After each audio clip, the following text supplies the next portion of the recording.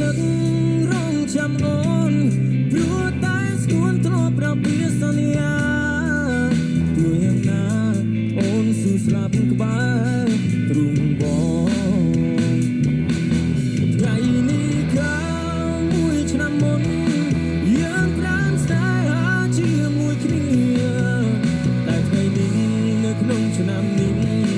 រំយ៉ាងបានផ្លាស់ប្ដូរអត់ទៅហើយទឹកភ្នែកហូរគ្មានអ្នកជូតហូររត់គ្មានថ្ងៃបានទូស្បើ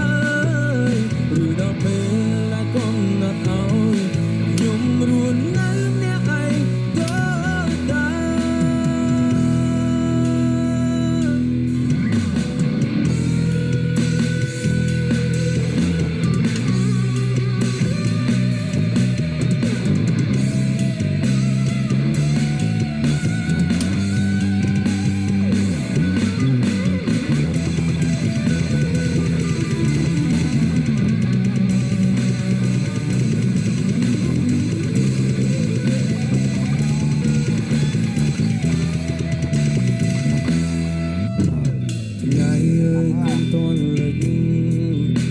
ខ្ញុំមិនទាន់ភ្លេចគេទេ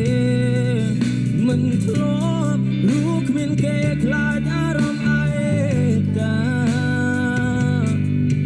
យកចិត្តនឹករងចាំអូនព្រោះតែស្គួនធ្លាប់ប្រពីសន្យា